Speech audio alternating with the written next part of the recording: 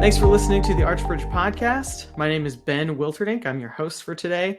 Today, I have with me Dr. Clay Routledge, who is a professor of management at the Challey Institute for Global Innovation and Growth and the Department of Management and Marketing at North Dakota State University. And I should also add a senior fellow with the Archbridge Institute, and he's an expert in existential psychology. So Clay, thanks for joining me today. Thanks for having me. Absolutely. Is there anything I missed in your bio that you wanted to cover? No, that sounds great. Good. Well, I'm really happy to have you on here. I've been watching a lot of the stuff that you've appeared on over the last couple of years, and I really appreciate some of the work that you've been doing, both for Archbridge and also some of the other writing you've been doing. I think it's, your work on meaning is something that I think is so important, but we kind of overlook a lot of times. When we're working on sort of the economics of this stuff, we think a lot about income and a lot about sort of more material things, which is important, but I think that often really misses or sort of glosses over some of the most important aspects of what it really means to flourish as a human being. So I'm really excited to get into it. But I think before we kind of dive into that stuff, I'd like to talk a little bit about how you came to work on psychology and meaning. Yeah. So when I first started graduate school, which was in 2001, I started right around the time. In fact, it was right in the beginning of my first semester of grad school that the 9/11 attacks happened. And originally I was, I hadn't been I'd only been in grad school a number of weeks at that point, really. I was a psychology major as an undergrad, but wasn't totally sure what I wanted to do. And I did work a little bit in outpatient clinical psychology. So working with people who were like severely ill, like people with schizophrenia, wow. Essentially people that were, not really able to, even if they lived independently, they needed a caseworker and they needed a lot of support systems in order to function. But then I just had to go to grad school, and I knew I was interested in research, but I wasn't really totally sure what I wanted to do. And I started in a lab that studied really what we might call self-regulation, which is like, how people kind of govern themselves. And we were looking at like alcohol use and, kind of like sort of what we might consider problematic when behaviors that might otherwise be somewhat normal, like when they become kind of problematic, right? And so like alcohol abuse and things like that, or risky sexual behavior and things like that. And so it was more of like a kind of a health psychology. But, I those things are interesting and important, but I wasn't really sure that was my thing. And then actually after the September 11th attacks happened, I was just really, really, like every other American, of course, I was horrified. But the psychologist part of me, my brain was really turning, and I was like, there's something really fascinating about people's willingness to, die, like to fly a plane into the side of a building, which is a horrible thing. Not only is it killing a bunch of people, but it requires you to override a self-preservation instinct. And typically in psychology, when we think about that kind of behavior, we think about mental illness. We think about people who die by suicide. There's something going so wrong in their mind, like they're in so much psychic pain that they want an out. But that wasn't what's going on, right? With these jihadists, right? They weren't no evidence that they were mentally ill or anything. And so that really got me thinking about the power of motives for beyond just state of survival, like self-preservation. Like, what is it that made these guys willing to do something like that? Not just in a bad way, because of course that was awful, but there's all sorts of things that people do that are honorable that they sacrifice, they put themselves in danger, right? Every day, like first responders and soldiers put their own lives in danger for a cause or something bigger than themselves.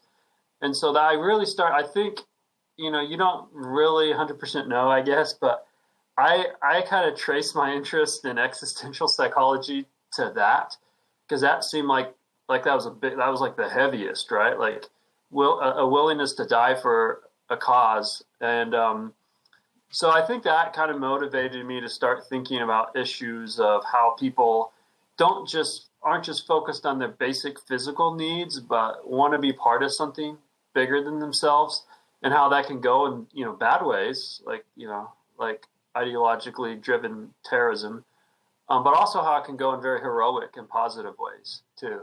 Yeah, that makes a lot of sense to me. That's really interesting you mentioned that. I mean, that's obviously it had a big impact, I think, on anybody who was around at that time. I mean, I kind of remember that's what pushed me to get involved in sort of public policy and some of that kind of stuff as well. Like I was in the 6th grade and I remember that happening, 9/11, and thinking like, oh, wow, like that was the first time I ever really came to the idea of like, oh, there are other people in the world out there who don't view things at all the way that I view things. That it was a very rude awakening for that, but yeah, it makes sense.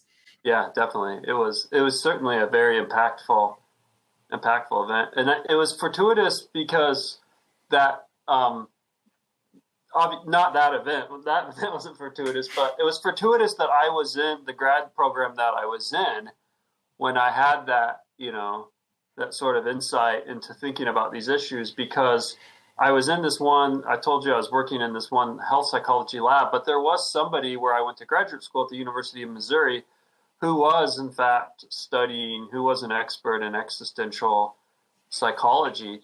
And so I actually was able to change labs like after my first year and start looking at that stuff. So it kind of just worked out that not only did I finally figure out, oh, this is what I want to do, this is the area I want to study, there were resources and people available to help me do that at the program I was in. So that kind of worked out. Yeah, that's awesome. And so you kind of got on that track and have just continued working in that area for now. Is that kind of what happened then?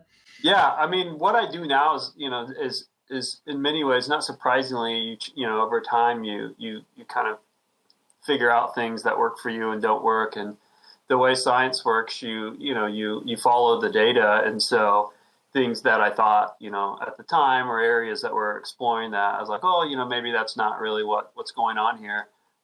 Certainly changed, but yeah, in the general area of research I do at existential psychology is, started, I've been doing since graduate school. Now I focus more on so at the time because, like the terrorist attacks, I mean, I was kind of thinking about the dark side of existential motivation, because I was thinking about the types of things people will do that could be harmful to themselves.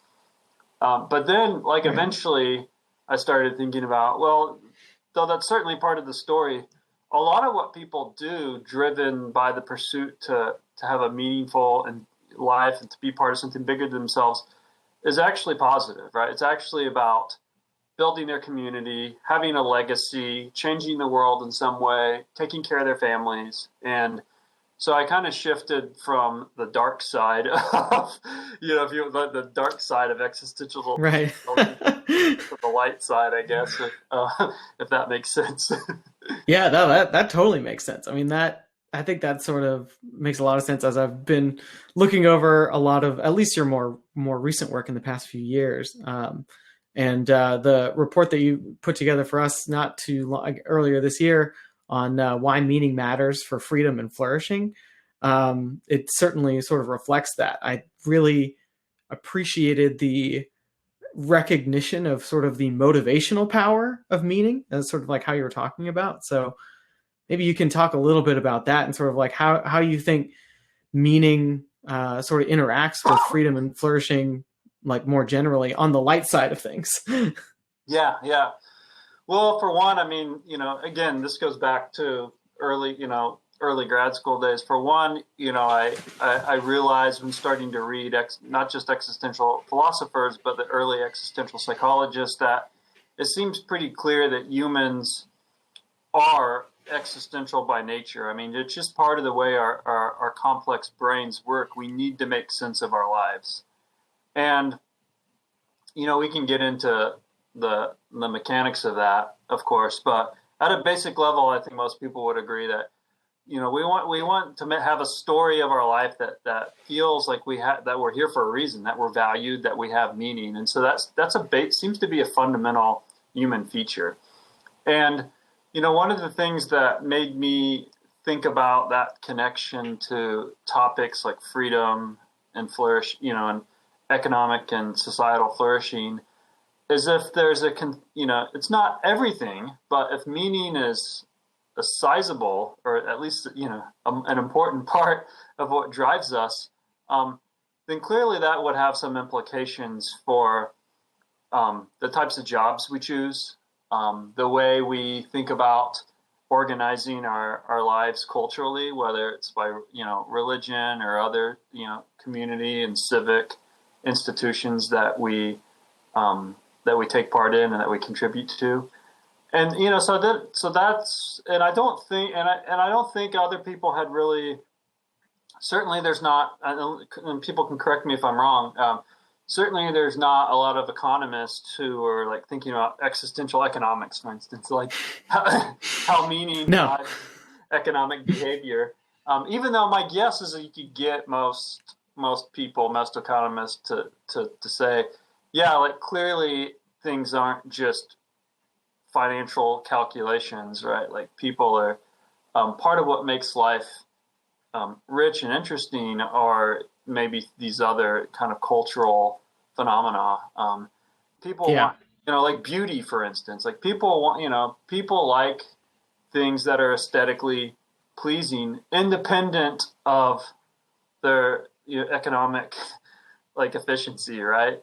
We like, and so there is something that makes life more interesting and worth living, isn't it? There's like a quote. I don't know what it is exactly, but there is a quote like that. Somebody had made this point that there's part of what makes our society worth fighting for is like the culture, right? The beauty, the art, literature, things like that. And so there is something about that feature that we're not robots. We don't. Right.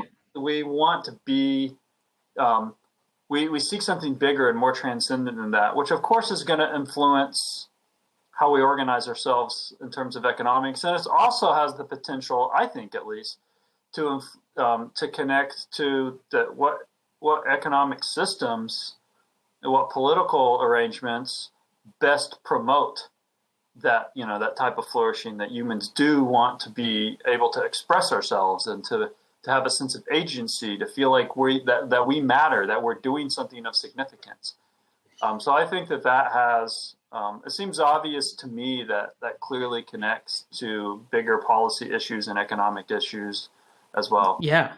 No, I'm in total agreement. I think one of the bigger problems that we have with economics, it can teach us a lot and it's very informative and helpful in a lot of ways, but in a certain sense, you can only sort of manipulate things that you can measure, or at least that's my interpretation of it. There's sort of this measurement problem. There's so much going on between, behind the scenes in our motivation that, isn't captured in statistics. And sometimes you can get people to sort of self-report about things, like to say like what they care about, but that often is extremely unreliable, and it doesn't always match up to what we might call like revealed preferences. When you measure sort of like how people act versus like what they say they value. And so there's sort of that disconnect there. And that, I think that sort of can inhibit the way that we think about it, or at least narrow the way that we think about some of this stuff to an unhealthy degree, especially when,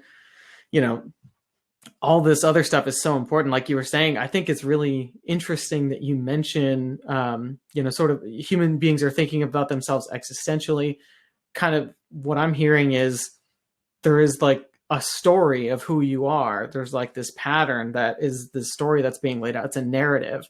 And that is normative in a sense, right? There's certain things that only make sense in that narrative as you're connected to other people. And it's sort of divorced from a more clean, I would say, purely kind of scientific view of the world. And I think that's where economics has sort of always tried to be in, or at least more recently when it's tried to become a bit more professionalized. It's tried to become a bit more purely scientific, more like something like physics and less like something like anthropology. And so it's sort of in this weird middle ground, but it is kind of limited. And I think that narrative part is really interesting, and it's a shame if we overlook it, and that's to our detriment. Yeah. No, I mean, we're in the same boat, and in psychology in a lot of ways, because, and including the work I do, because on the one hand, we do clearly want to be as methodical and empirical as possible, and we want to harness the tools of modern behavioral and brain science, of course. So all those things are, important, but we do have to balance that with some of the points that you made, right? Like for one, sometimes people aren't always, and this is something psychologists have argued for a long time, is that people aren't always necessarily good at identifying the causes of their behavior. I was even hinting at that when I was like, well, here's why I think I'm interested in it. Yeah. Like, but who knows? Maybe it's not that. But so people aren't always great at identifying their causes of the behavior. And then, like you were saying, like sometimes there's just something richer that is at a resolution, I think, that is just hard to capture with our tools.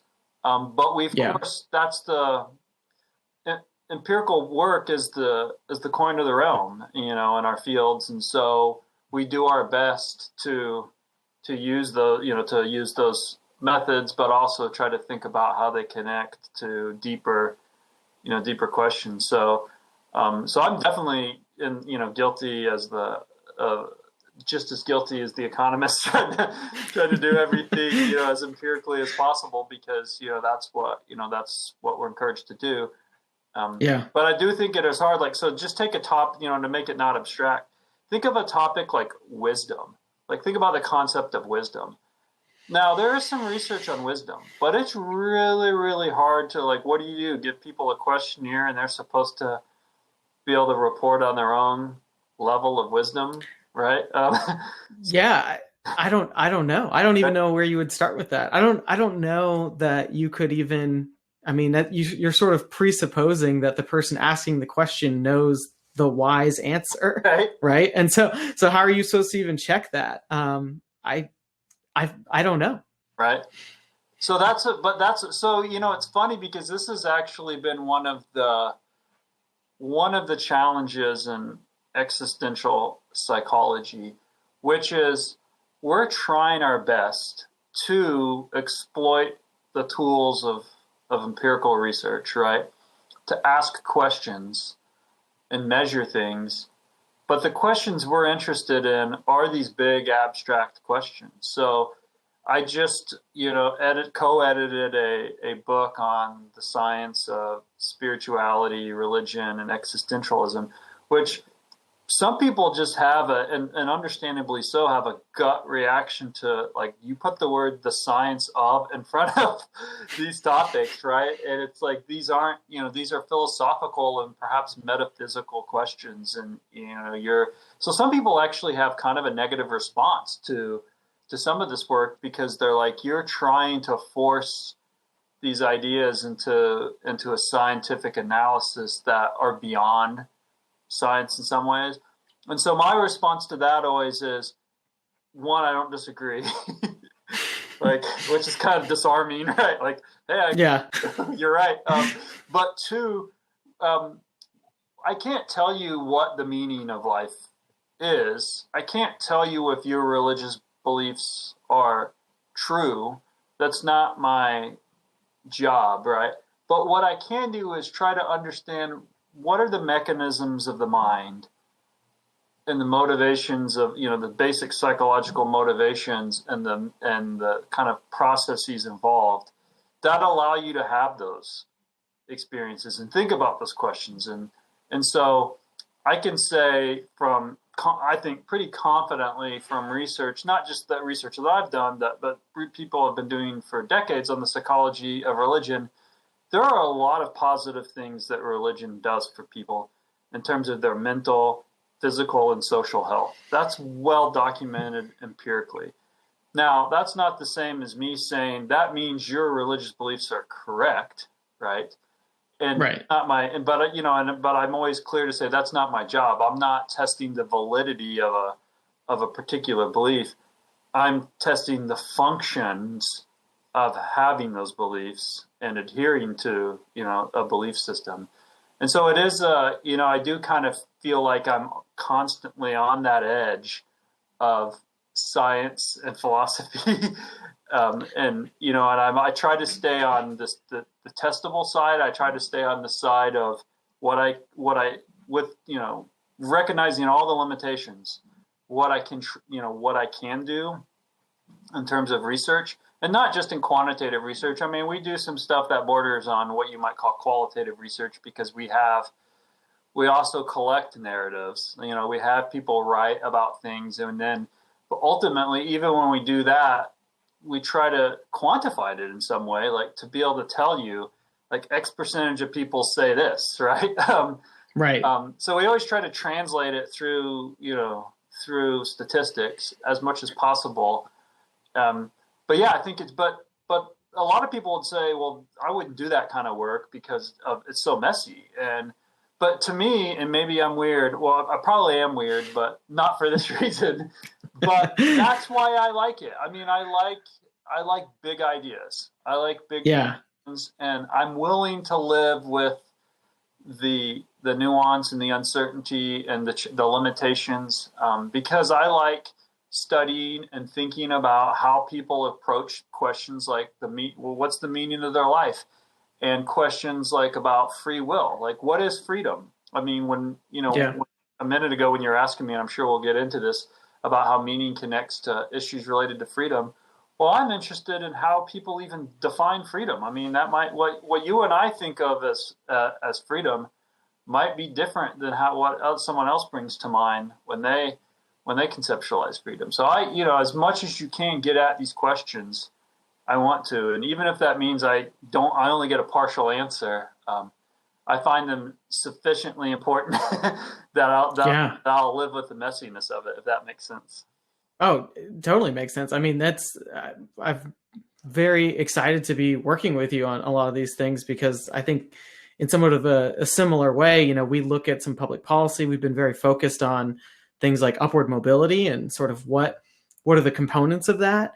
Obviously, pro-social behaviors, things like social capital, things like motivation are all ingredients to that. And it's really hard to kind of narrow down, like, well, what does that mean exactly? So, for instance, there was some research showing that the highest rate of people who are born in the bottom quintile of the income distribution being able to make it out of that bottom quintile and move up the income ladder was in Salt Lake City, Utah. And, I don't think it's a coincidence that there's also a very high frequency of religious belief in that area.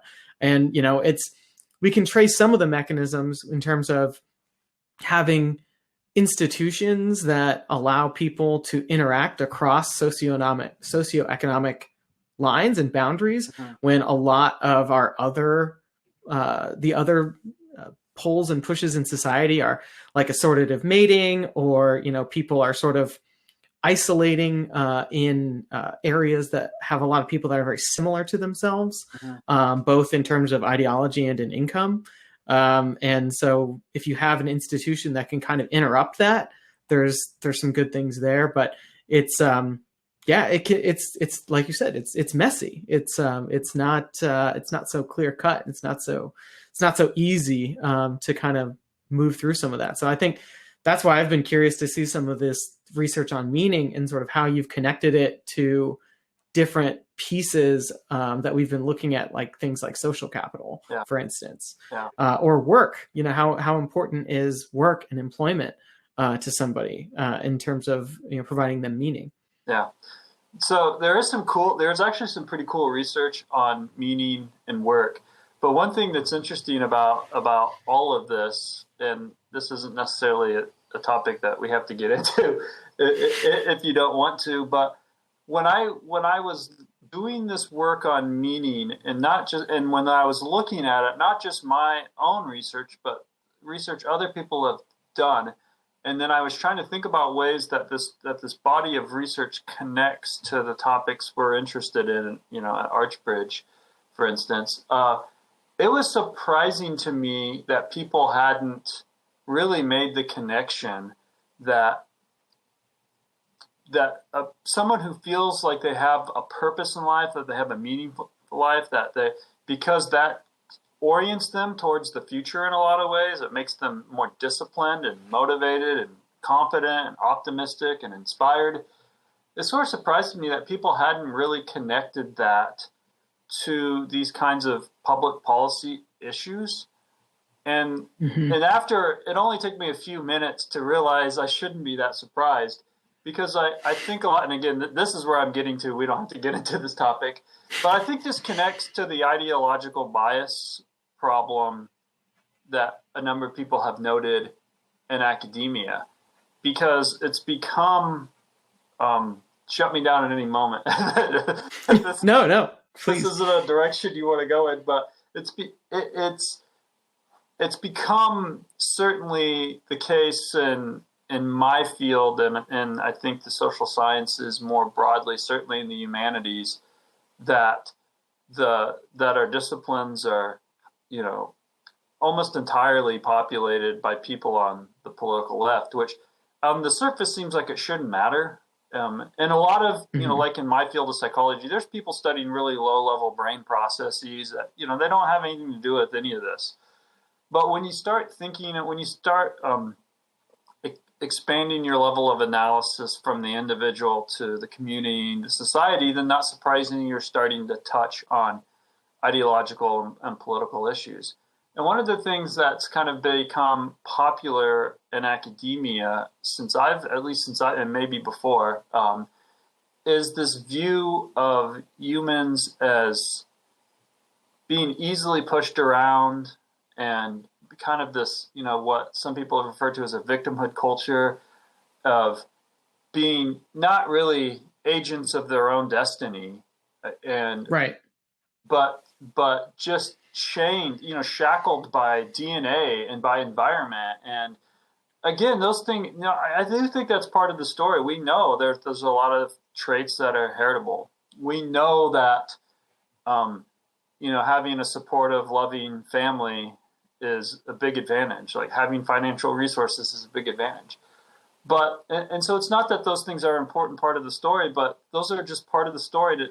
It sort of became clear to me that the part of the story that had more to do with what you can do with your own life, how you can persevere, and how you can, even against the odds, find a path, a better way of life that you can improve your own situation, that was kind of being pushed out, that viewpoint, and anything that had policy implications for that viewpoint was kind of being pushed out. And I don't mean pushed out in any kind of conspiracy.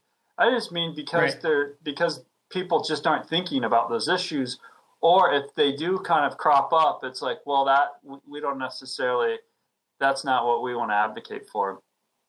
And so I sort of had this epiphany that, these things actually, like meaning in life really does connect to these, to these ideas you're talking about. But other people weren't making those connections because they were, I don't think they were seeing them, in part because we live in we work in a largely, left-leaning academy, if that makes sense. Yeah, that totally makes sense. I mean, just from my own perspective, working, on this stuff, a lot of times when you start kind of going down that road a little bit, you'll hear a lot of pushback that's sort of like, oh, well, you're blaming the victim, or, it's sort of like anything that's meant to help the individual be an active agent is seen as excusing some of those other things. There has to be some kind of middle ground. I mean, there has to be a role for that. And I think, the more, I don't know, in a certain ways, it's only gotten worse. And I think part of the problem is not just this sort of like stuff about agency and individual agent, being able to do things on your own and better and overcome these challenges that you might face. But I think it also reflects in sort of what research and what sort of advocacy is effective and acceptable. So you said something earlier that really, rang something in my head about, this empirical data is the coin of our realm. And I could not agree more. I mean, I think more and more every day we find, I'll give you one more concrete example. We just released a report on how states can reform some of their welfare programs, specifically the child care benefit, to eliminate the marriage penalties that are built into these programs. So we don't have to get into the specifics of that, but basically, there's been mountains of empirical data showing that, kids that grow up in stable two-parent families with married parents generally do better on a whole host of things, but particularly for staying out of poverty, for not being in touch with the criminal justice system.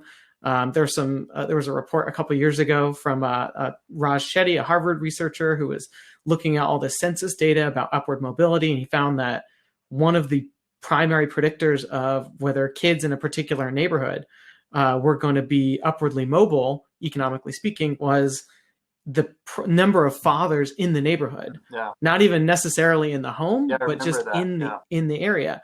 And it's, that kind of stuff where, I remember hearing it somewhere from one of my older colleagues where he was saying, sociology is just a fancy word for everything your grandma told you is true. I thought it was funny, but, I think for some people that kind of thing is a little intuitive, like, of course, kids that grew up in a family like that are going to generally do better, broadly speaking.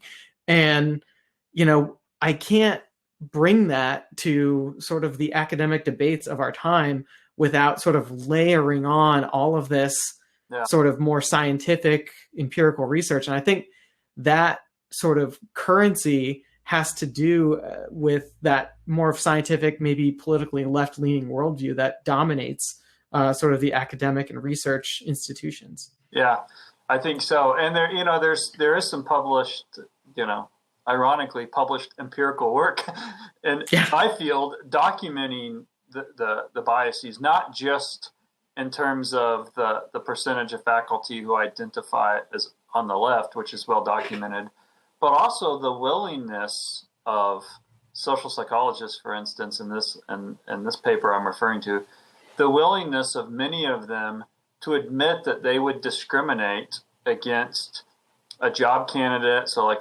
hiring another academic who had conservative views.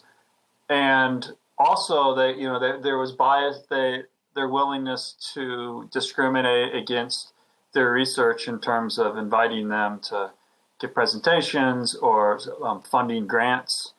And so, so not only is it the coin of the realm, but even within that framework, there is some prejudice against empirical findings, or even asking certain questions empirically that would be assumed to and I say assumed because a lot of these things I wouldn't naturally associate with politics, like the idea of having a loving, supportive family.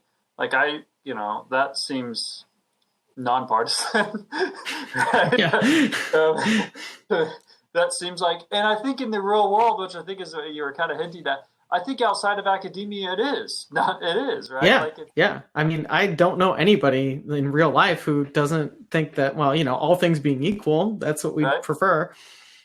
And so academia is definitely on the, I'm using the term academia, generically, of course, but it is the case that the fields that have the most to say about social and cultural life, so sociology, psychology, anthropology, are the most liberally biased.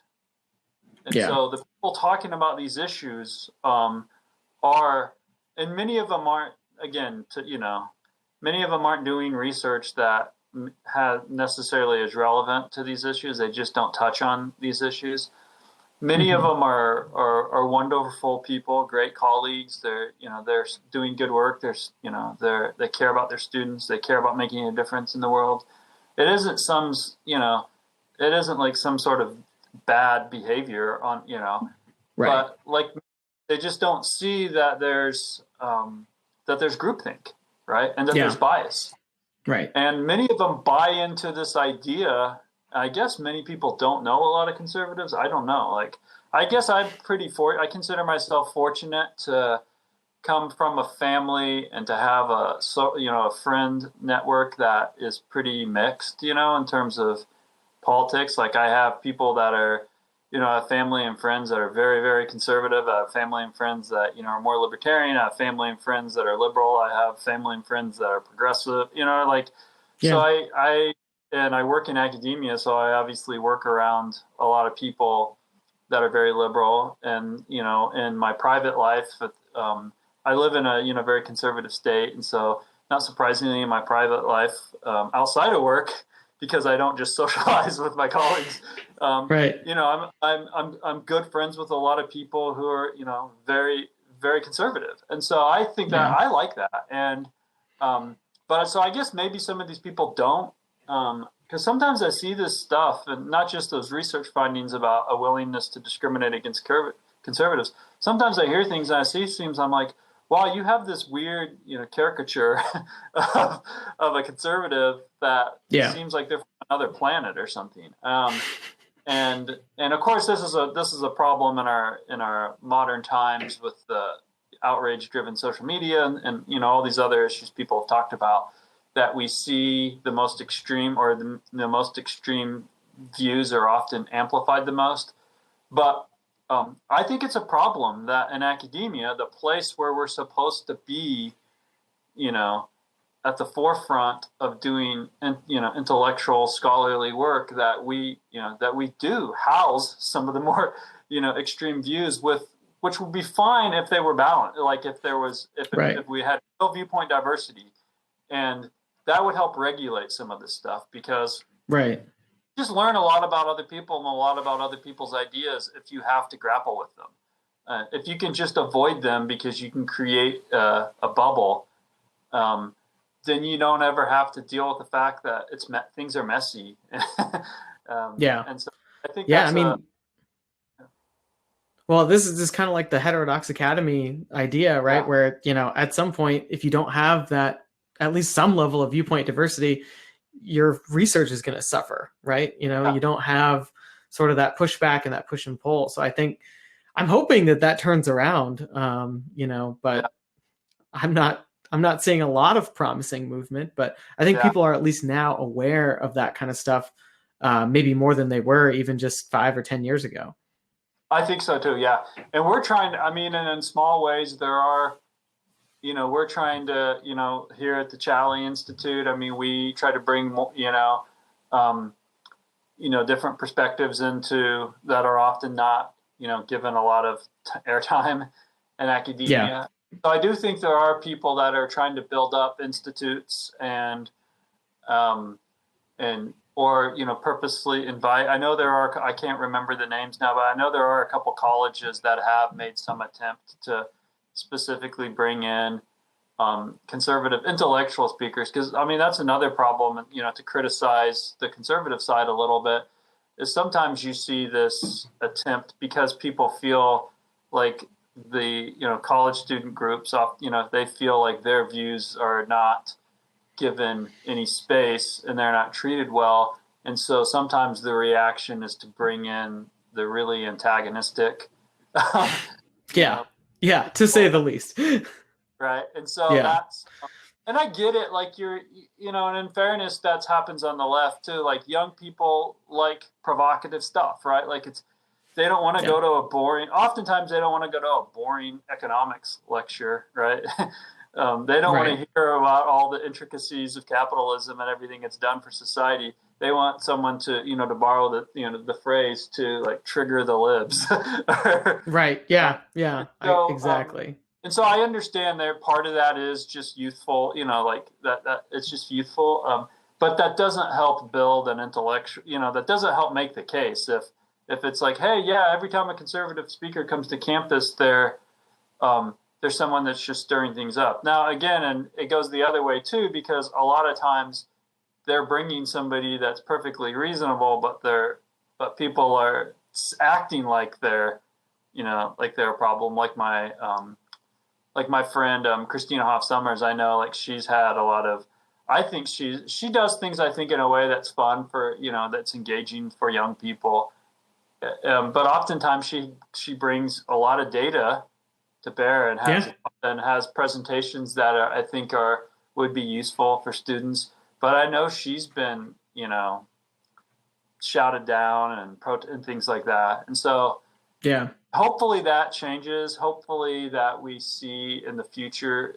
If not, I don't think we'll survive, because more and more we're seeing competition in academia from the private sector and from tech companies. And I think people are looking at other models of how to get the type of training they need and want for the professional careers. And I think it's also would be useful for us to, as academics, to look in the mirror and say, well, what can we do to reform?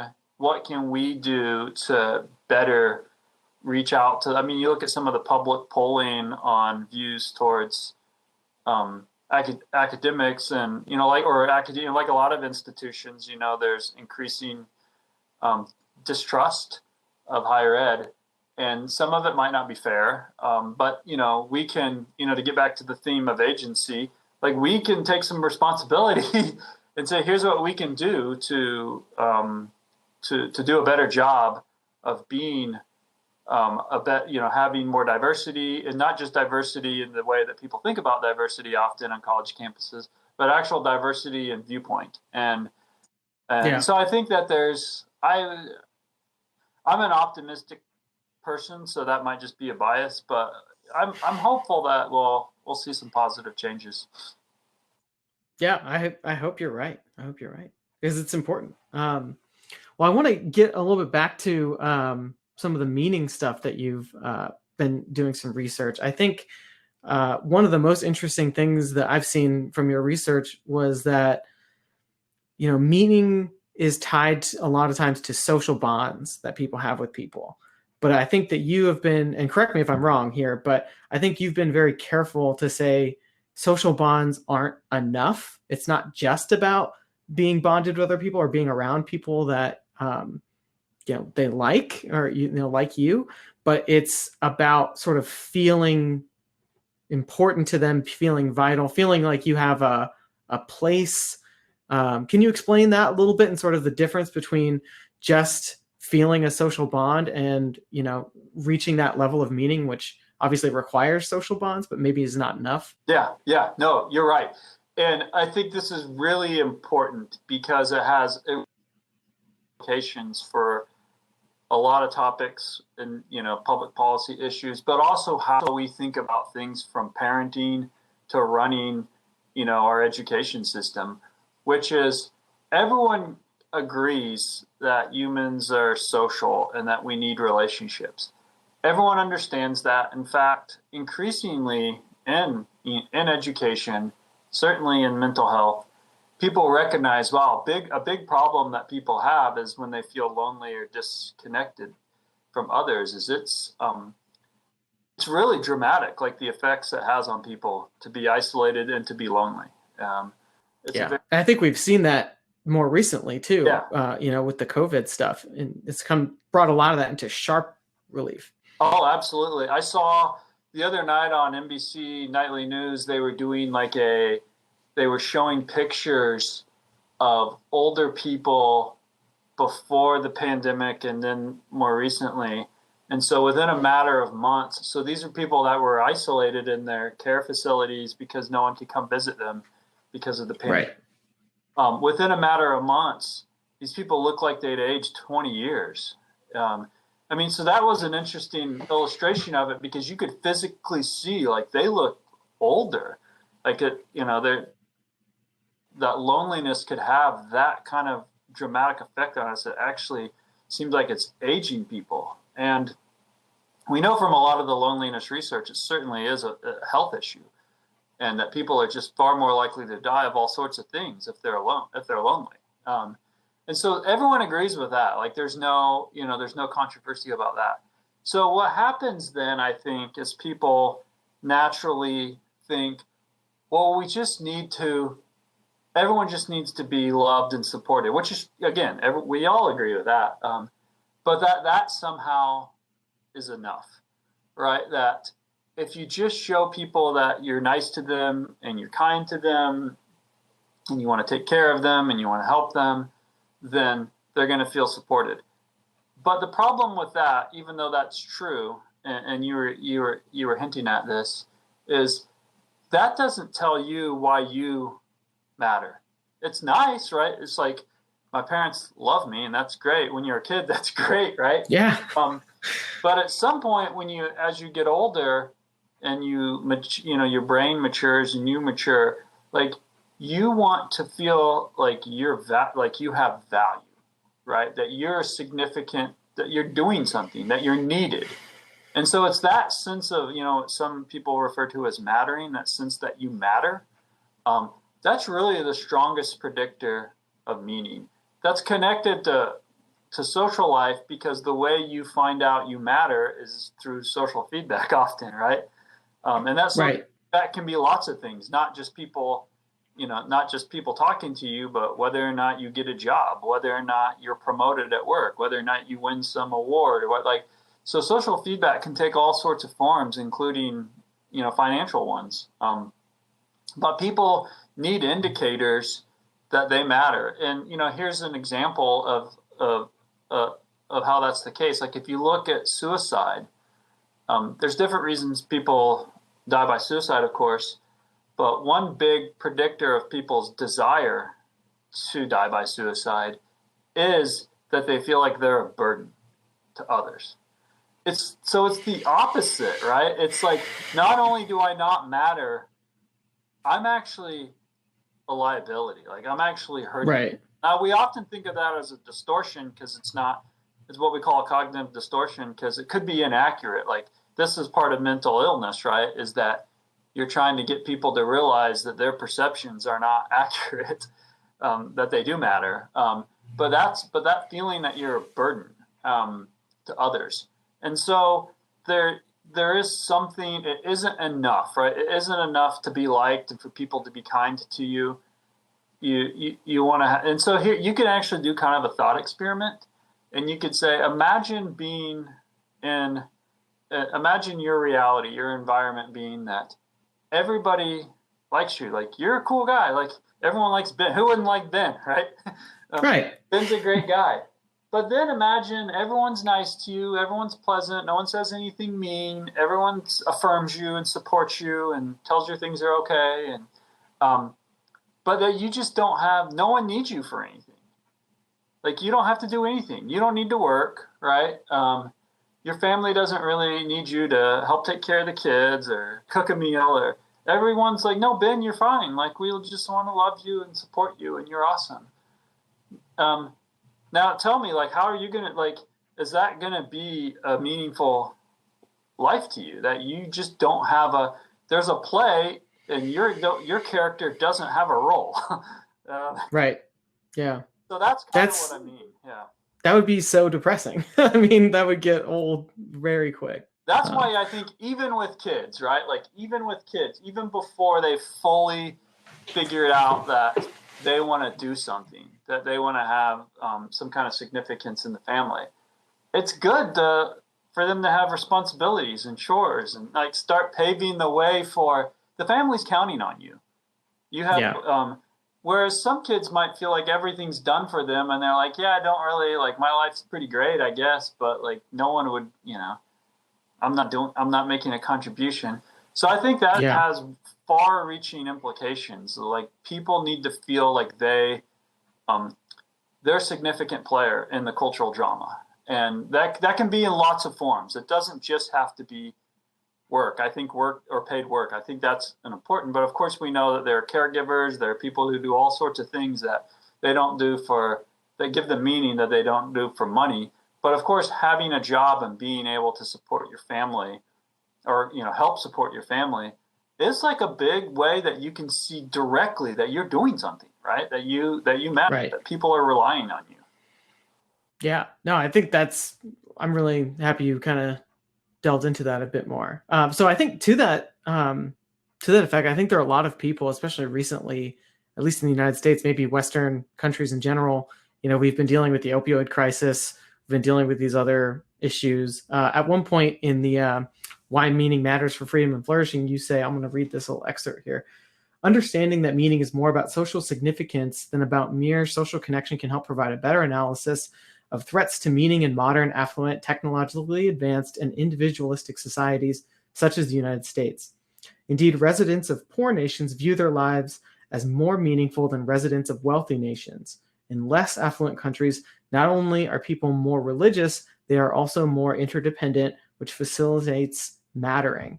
So I'm wondering today, this is kind of, it's almost like our affluence is affording us this new problem that we have now. Yeah. So I guess there's a couple different ways you could look at that, but I know there's been a group of people, I think John Vervaeke, who is a psychologist at the University of Toronto, some other people, Paul Vanderklay is a pastor out in Sacramento, and a few other people, they've been talking about this thing called the meaning crisis. Mm-hmm. Have you heard of that? Or do you think that we're in a meaning crisis right now? Yeah, I think that we're either in one or certainly at risk for one.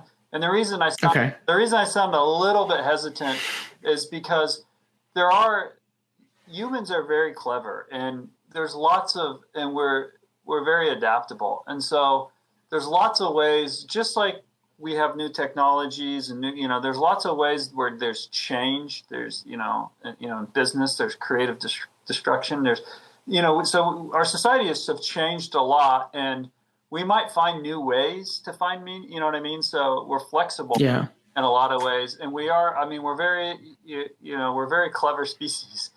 So I hate to be like, oh, well, we're in some kind of total crisis. And also, like, going back to, the data part, like, people do, take it for what it's worth. People that do generally, there's been some research just looking at meaning, like people's levels on these questionnaires. And maybe people have a bias to report high levels, but people do generally see their lives as meaningful as a general rule. Mm-hmm. But there are clear things that are linked to lower versus higher meaning, some of the things you talked about. And if you look at some of those things and some of those trends, and then you can easily see how there's some real vulnerabilities, like there's some real meaning vulnerabilities. Well, I think that's a good kind of segue into the article that you wrote for National Affairs called The Spiritual Species. Mm-hmm. So, you mentioned human beings are clever and we're finding new ways to get meaning, but maybe that's not always a good thing. Yeah. Some of the substitutes that we're coming up with are maybe less helpful. Yeah. So can you talk about that? Like, what do you mean when you say humans are a spiritual species, and sort of like how are you thinking about that article when you are putting that together? Yeah. So one of the things that I think is fascinating about humans, and it certainly makes our lives more interesting in a lot of ways, is we don't just think about the here and now. We don't just think about the material world. Our minds just naturally gravitate towards, kind of spiritual questions, things beyond what we can measure. And when I say natural, it does seem to be the case, even from a very, very young age, like developmentally, our brains just separate like mind and body kind of thing. We think of we have a bias towards thinking about that humans aren't just totally contained by their physicality. There's something, even if it hasn't yet materialized into a fully formed like a religious practice, we seem totally wired up for that. Right. So that's kind of what I mean by the spiritual, we have a spiritual nature. And outside of the West, I mean, it's pretty common to actually think of spirituality as like another personality dimension. Like in the Western world, we use like the big five and personality, right? So we think about things like openness and aversion and neuroticism. Well, in other parts of the world, they often have like a kind of a spirituality dimension, and it's just generally recognized that some people seem to be higher on that, and maybe those are the people that would naturally gravitate into like a priest class or a clergy class, because they're the people that are just more in touch with the spiritual realm, and they're going to be the ones that help the rest of us. I never heard of that. Yeah. There is some, so there, and so if you think about that, even from just kind of a vocation perspective, it's kind of interesting, right? To think about some people might just be the types of people that are really, really good at, just like some people are really artistic, right? Some people, like all of us, can at some level be trained to enjoy, playing an instrument or playing basketball or whatever we want to do. But not all of us are going to be professional basketball players or professional musicians. And so maybe there is, so there's some idea that maybe there is like a natural disposition towards, well, if we think there's if you accept my argument that humans are naturally spiritual, then it would also, you almost have to accept, if you accept that, you almost have to accept that that's on a distribution, and that there are going to be some people that are more spiritual than others. Even though all of us might have at some level it's the same thing with sociality. So everyone will say humans have a need to belong.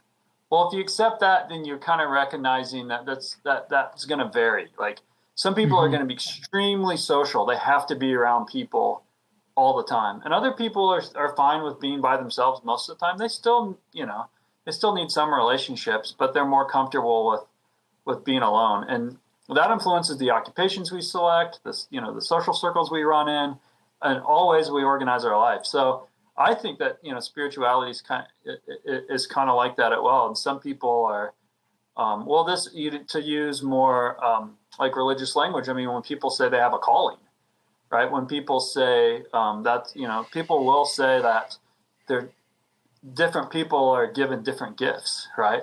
And so some people you would say, well, they have a calling to do this thing because that they have these sets of skills better than I have.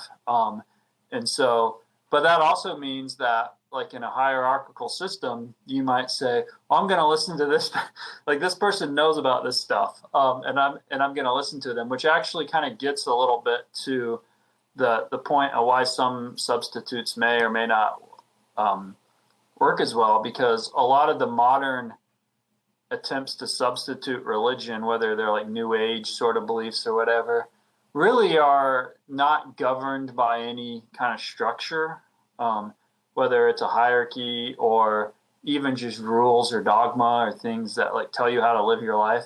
They're just more like, here's what I feel like I'm into now. And it's just kind of more wild, it's just, and that doesn't necessarily do a good job of helping you organize your life to have like kind of the right path that helps keep you focused and driven, and not just in terms of meaning in life, but even in just basic things about making poor decisions. A lot of religious rules are based on like, helping you really help you not have a lot of problems, whether they're addictions or relationship problems or money problems or things like that. So, so I do think that those issues are important as well. Yeah, I think that makes a lot of sense. I mean, I remember when I was reading your article, I had just a little while later, I had watched sort of these documentaries on like the Nexium cult, and stuff like that. Yeah, I'm curious. I'm thinking, I'm like, wow, this is kind of the dark side of, us being a spiritual species, and as you know, and you note in the article, traditional religion is in decline, at least, in the United States, and I think in a lot of Western nations. And sort of as that's declining, I think in the early 2000s, you had sort of the new atheists, sort of more rationally inclined people that were very, kind of happy about that and saying like, oh, we're going to all be enlightened now and be scientific and it's going to be great. And that really hasn't turned out that way in the least. There's some of these sort of new age things that kind of fill the gaps, but they don't do that well. And then there's some things that have filled the gaps that are just openly very bad for people. Yeah. And so it seems like we're seeing a lot of that. No, I definitely think so. And it's funny that you brought up the new atheist thing, because I've actually been thinking about that a lot too, because that was something that sort of was kind of a big deal, right? And I think even some of the people involved with that maybe, and I don't follow them super closely, though I do listen to Sam Harris's podcast, and I don't know where exactly he stands, but a lot of people seem to throttled back their kind of extreme views and sort of have come around to accepting that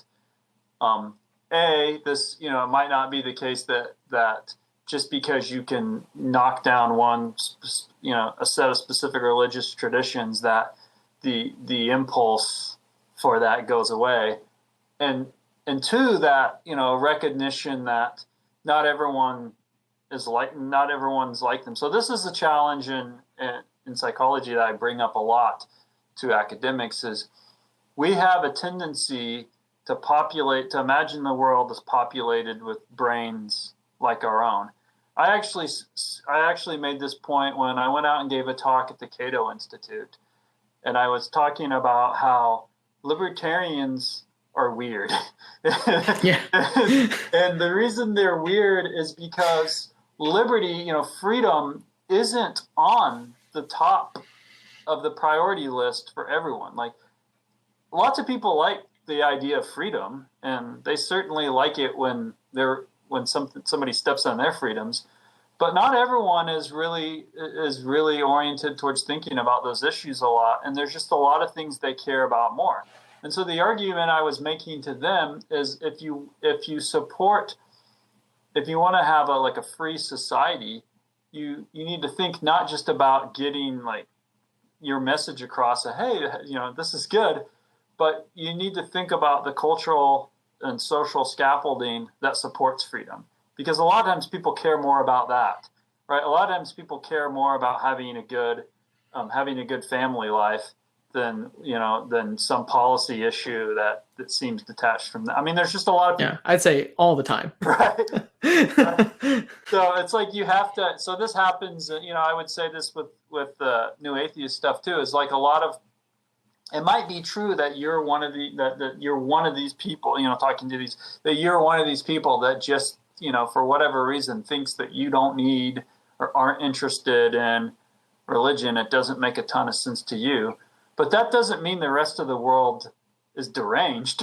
You might be seems like you might be the weird one, which is totally fine, right? But you have to understand that the world is populated with people who are wired up differently than you, and so the way a system that you think would work, or whatever belief that you're advocating that you think would work for you, might not actually be the thing that's most beneficial.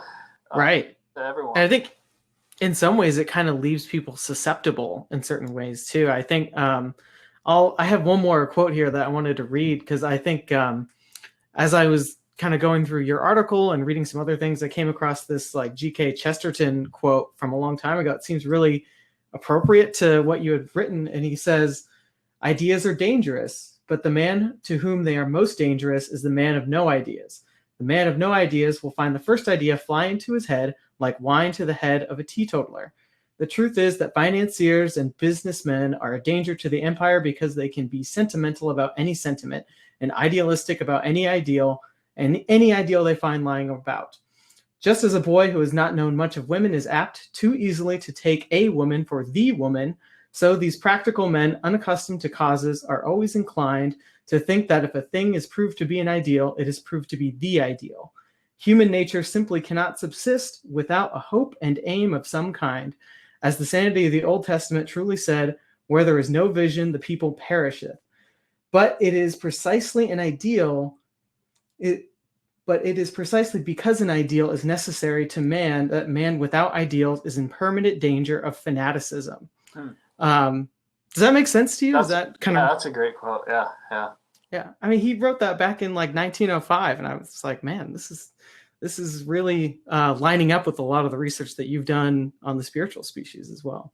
Yeah, yeah. No, I think and one thing that I think is really has animated me in more recent years is getting back to some of the earlier stuff we were talking about this kind of the motivational, the inspiring part of meaning, is that if you look at our species as a spiritual species, some people might respond. There are people in like the cognitive science of religion that will say, okay, yeah, that seems to be true, but they almost see it as either a weakness or as kind of a distraction, or something like, yeah, we have these biases towards spirituality and they kind of think about it as they kind of get in the way.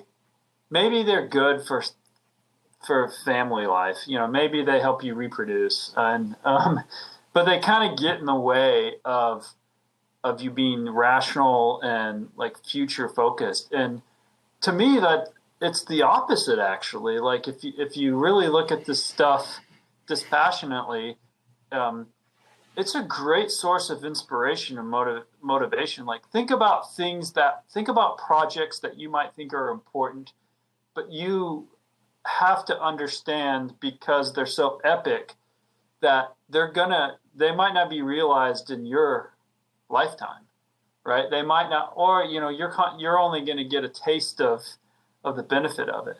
Like seeing yourself on a higher plane, like of being like, it's not like I'm part of something bigger. I'm contributing to something that is more enduring than my own existence. That's very, very inspiring. I mean, that, whether you're talking about some of the great cathedrals that have been developed, some of the art, the contributions to art and literature, or even pressing problems like, how do you get people right now to maybe care about what the world might be like? So I think people who are interested in issues like climate change, I mean, they should think about this kind of stuff. Like, how do you get people to think about the world they're leaving behind? Right. And if I think that's something that I've heard you touch on a little bit before, but some of the more extreme corners, I'd say, of that movement have become sort of this anti-natalist, humans are bad, humans are a virus type thing has sort of seeped in. It's disastrous, because I mean, like if you divorce it from any of this stuff, and you can come up with other examples, you could trick psychologists into agreeing with me. Because if you feel like there's no hope, like if you feel like we're not good, and there's not really any point in bringing anyone else into this world because humans just do harm. And not only that, but we're not free. Like we don't have control over our lives. We're victims of, some of us are just fortunate because we're at the high level of privilege by the color of our skin or our gender. Some of us are just oppressed. I mean, so if you think about, like, you're not free to really do a whole lot. And then on top of that, if you do something, it's probably bad. And there's not a lot of hope. Then why would that motivate anything besides hedonistic, selfish behavior, right? Like if you're like, I don't make a difference in the world, and I can't think beyond myself, then I should probably just do things that I think feel good and are fun and benefit me. I should think about making as much money as possible, maybe, or I should think about, having as fun of a life as I can. Well, that works for a few people, maybe, but if the whole society is based on that idea, we're not gonna have a whole lot of progress.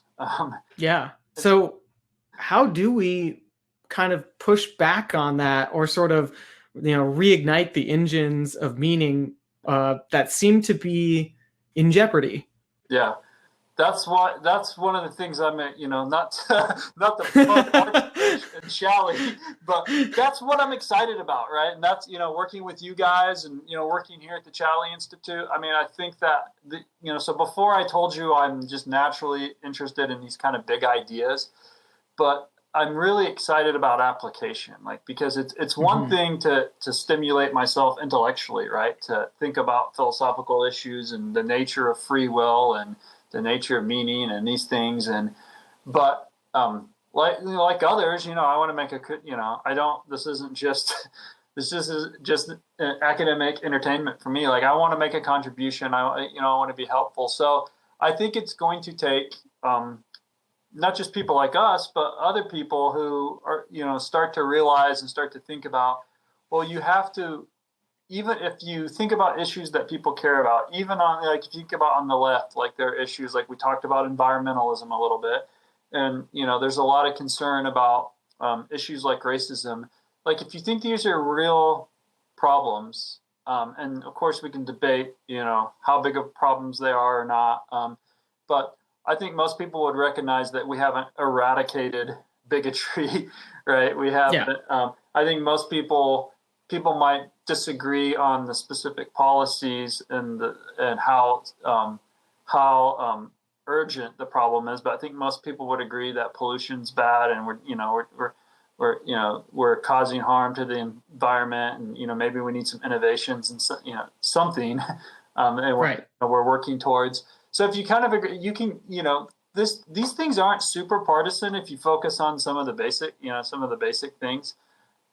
So if we could just get people who maybe we disagree with on some of these issues to see that if you really, really care about these things, if you care about social mobility, like you talked about, if you care about reducing racism and other forms of prejudice, then you need to think about what people can do for themselves, what people can do to contribute and make their lives better.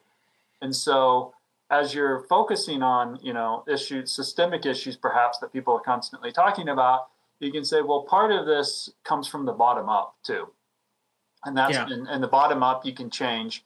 And if we're thinking about things like education, for instance, I think it's better to teach kids that there's hope and they should be inspired and that they can, and all you have to do is look back in history and see that some of the great accomplishments and some of the great improvements to society have come from people that have faced great hardship, right? And that have, haven't been easy. And so I think that we do need to get back to having more inspirational, narratives, and to have more faith in humans as agents, that they have the ability to do something with their lives. And I don't know how to do that beyond, trying to do what we're doing and get the word and get that message out there.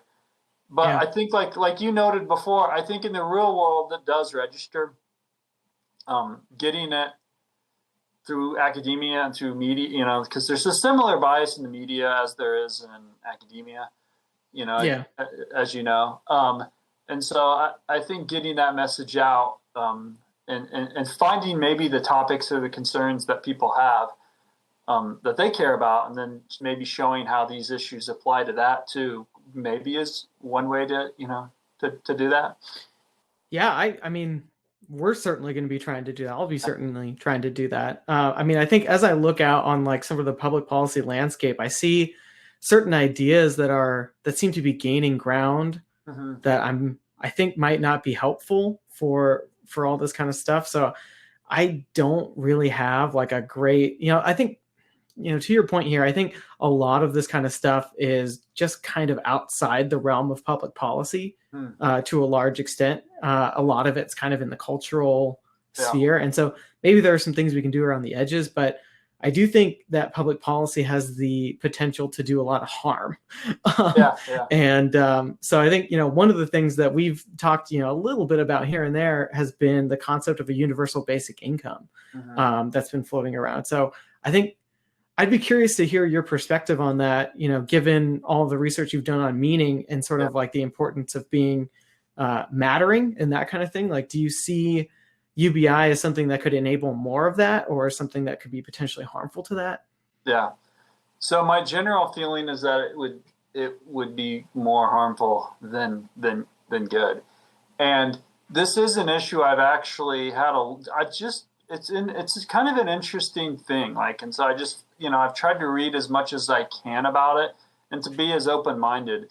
And, when I first heard about UBI, I was like, okay, I want to, what do I know? I'm not an economist, and it kind of went against, I think I was a little bit biased against it just naturally. So I was like, no, I really, really want to hear this out, and I want to think about some of the strongest cases for it. And so I certainly think, and there's obviously varying forms of it that people have argued, from like a really, really small supplement, like everyone gets a few $100. So it's not really enough to, for you. Right. So all the way up to everyone should get, a few $1,000s a month to where they could basically, just live on that. Right. And then right. Also some arguments about it that aren't really about whether it's good or bad, but ultimately think that it's inevitable because robots are just going to do everything. And so what are people going to do? And if robots do everything, then you've got to get people money or something like that. So I realize it's a complicated issue that I'm just going to say some simple stuff on. And don't really, really think about this, or like it's more complicated than that. But as a general rule, you said something a minute ago that I think is really, really crucial, which is you said policy can do a lot of harm. And so I think one of my big concerns about UBI is once let's just say we could do it, and I won't even get into whether or not we could even financially do it. I'll let the economists. Yeah. From what I understand, probably not. Right. But let's just say we're going to do this. Right. Well, one proposal to do this is basically to dismantle the kind of libertarian the libertarian style version that people seem to like is we'll dismantle the social safety net, we'll dismantle the welfare system, right, and just give people money. And so my response to that is, well, that's not going to last very long before people on the left start rebuilding the welfare state. Because we're not going to, we're human beings. We're going to see that this is, to a lot of people, this is going to be harmful. And we're going to start thinking about things like, well, we're giving parents money directly and they're not buying groceries for their children, and we're just not going to, as an affluent society, we're not going to like that, right? We're not going to say, well, they got their money, tough luck. I think that's kind of a fantasy that we're going to dismantle. So what will happen is, it'll just get built back up, and then we'll have even more stuff we can't afford. No, I think that's exactly right. That's exactly what I would predict. And maybe that's kind of to our credit, overall, like we're not going to be comfortable just seeing people starve in the streets, or anything like that. I have seen people make the argument that, if we give everyone so many $1,000s a month and they choose not to spend some of their money on, on medicine or whatever, then they're just out of luck and they're going to die. And I'm like, that's not what happens. That's not what emergency rooms are going to start turning people away. That's just not how, or we're just going to let kids starve to death. It's just not how, that's just not going to be how it is. And like you said, I think that's to our credit. So ignoring that and just saying, okay, so now we've got all these great welfare programs, and on top of that, everyone gets free money. I think there is the risk of once you have that policy and it becomes just sort of standard, it is sort of an indicator of it's just further you're dependent, right? You're not making, and that also gives and this isn't even talking about the meaning issue, but that also puts the government in an interesting kind of power position of you're dependent, right? Which helps grow the power of the state, which I think indirectly can harm meaning by just undermining liberty.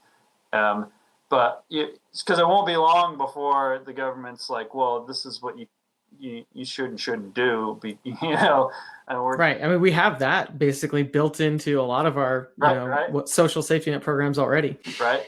But even at so I think that's true. But even at a more basic level, it's like if I'm just getting money, and there will be some of us, it's like we're talking about those individual differences. People differ. Some people are just really naturally motivated. It doesn't matter. Like, you can give them $10,000 a month, you can give them whatever, and they're still going to go to work. They're just interested and they want to do stuff.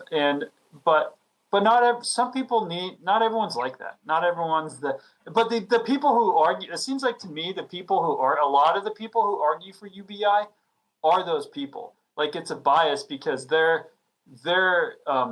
entrepreneurs, or they're in tech, or they're academics, or like they have good jobs and they're highly motivated and they're highly curious people. And so they think, wow, what's wrong with just giving people money? But not everyone's like them. Like, some people, that is an incentive they need. And it's good. Like, it's not because that puts them in the game.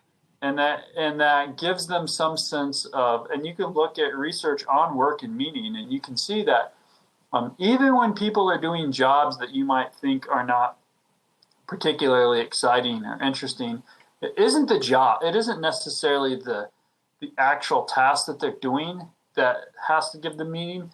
It's that they worked, they got paid for their work, and now they have something to contribute to their family. Yeah. And so I think that anytime you start to push on that and unravel that a little bit and start to get, I think there will be a psychological effect of, it's almost like extending childhood or something, right? To like, I'm not really the person that's doing things for others. I'm the person that's getting things done for me. Yeah. And I do worry. I do worry about that. And it might be hard to, I know there are people doing studies about whether or not UBI affects certain mental health outcomes or other things. But the challenge is, I'm not aware of any studies that are trying to get at this. Like, what about the human spirit? What's it do to the human spirit, right? And that's the other thing is a lot of times people think about this in the modern affluent societies. They think about like everything should be very pleasant and everything should be easy and comfortable, and there's a whole wellness industry. There's another interesting element, religious substitute. There's a whole wellness industry that's about self-care and love yourself and all that. And, I'm not trying to like make fun of that stuff or anything. But part of that is like, no, sometimes the things that make you feel like your life is meaningful, that have that are difficult. They're hard. Like, they're not pleasant. Like, they involve hardships. They involve overcoming challenges. And that's another thing that I not just me, but, a few of us in psychology have been trying to push, is that maybe we've overemphasized positive emotions and, as the path to the good life, and that it's more complex experiences that are really important that people think about. And if you want, here's a really easy way to illustrate that. What kind of movies and television do we like to watch? Do we like to watch a movie where the person everything's just awesome the whole time and they don't have any challenges? It's just one high five after another. No, we like stories with tragedy and triumph, right? We like when people overcome obstacles. We like we like a narrative arc that involves challenge, and to see what people are made of, put them to the test. And we like stories like that because that's how we are. Like, that's, And so I think that UBI for a lot of people sounds like either on the libertarian side, it sounds like an easy way to just get rid of all the bureaucracy and the welfare state, which I'm certainly sympathetic to some of those concerns, right? I'm not dismissing those concerns, but so on that side, but I think it's kind of a fantasy that we're just going to do that and start handing people money and everyone's going to be great. And then on the more progressive side, I think again, coming from a good place, I think is this idea of, well, we just need to do more to take care of people. And I think we've really got to take on the harder task if we do have more robots or automation, for instance, we've got to take on the harder task of what can people do for themselves in these new environments, in this new reality. And perhaps there's a lot of different things that people can do. My wife and I were just talking the other day about like urban gardens and things like that, how like it'd be cool if more and more people were, even as we have this industrial food model that's good, it's reduced starvation, right? Like it's been good, like we're able to feed the world, we're able to produce a ton of food. But at the same time, people really like, we were talking about this because my wife was pointing out that people really like to do something that's like a skill, whether it's quilting or building stuff with their hands, or like to feel like they've actually like accomplished something, and it's even more cool if that thing they accomplished is something that can be put to use for their loved ones. Yeah. So I don't know like what kind of path forward we would have, but with these ideas, but I think it's overly simplistic, even if it sounds kind, to just be like, we're just going to have a UBI system.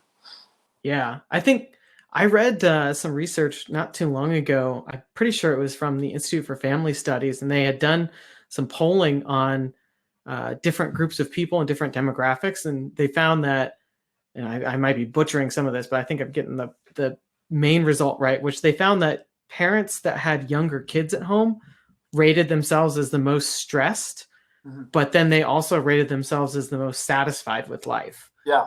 So, to your point about sort of like overcoming hardships. And then I think it's really interesting. You mentioned like the quilting or the skill. I see this almost as a danger sort of with the UBI stuff as well, but there is something to like video games, right? Almost kind of replacing that, where you're leveling up. There might be a certain prestige element to it as well. But it's not really as functional as actually like making a blanket or a garden or something like that.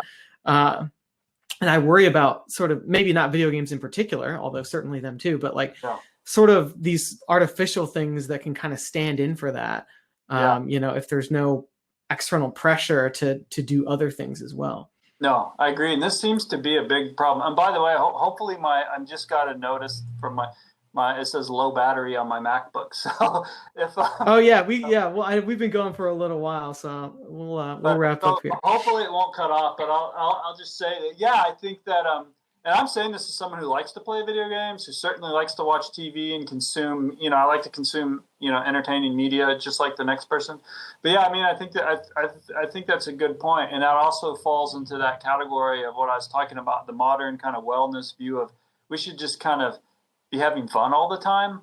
And we should feel good, and just like we should almost be hyper vigilant about not feeling sad. I mean, if you look even at like antidepressant prescription rates, I mean, we're a highly medicated culture. And it's, again, this is to be clear, like, I feel like you always have to put the, the nuance. And to be clear, there are drugs that have made people's lives functional. There are people that are really ill. I worked with deeply mentally ill people, and there are pharmacological innovations that have dramatically improved people's lives, that have allowed people to have normal lives that didn't have lives before. That being said, there's a lot of people just taking a lot of drugs because they don't ever want to deal with sadness or pain or loss and so I think we do run the risk. That gets back to the affluence thing. We run the risk of things being the easy things being at our fingertips, that can make it hard. That can make it hard for us to deal with and go for the more stressful, difficult, challenging things, the things that in the end are rewarding. I mean, I'm a big like physical exercise person, so I always use these types of examples, but training for a marathon or something like that kind of sucks, right? Like you have to, and I'm saying this as someone who's never run a marathon. I've run a half marathon, and even that was difficult, right? Like I had to run certain times, so many times a week. I had to figure out how to fit in like a 2-hour run into my schedule, several days a week, and you get injured and it's unpleasant. And so a lot of things like that are in the end, it's really rewarding. Like you accomplish this goal, you want to immediately after that find another goal. Those things are not. It's way more fun just to sit in front of the TV and play video games, but it's not as. I mean, I don't think anyone would try to seriously make the argument that would be more fulfilling. And so I think that's something we need to get in terms of the cultural messages. We need to really push more that it's okay for things to be tough, and it's okay to push people and to have challenge and hardship, because oftentimes that's the direct indicator that you get that you're doing something right, that you're engaged in life. Yeah, well, I think that's probably a really good place to end it. And I appreciate you coming on and giving me so much time to talk about this stuff. But yeah, so hopefully we'll have you on again, as we continue to collaborate. Yeah, happy to be on, and I'm definitely looking forward to watching and listening to your other guests. Sounds good.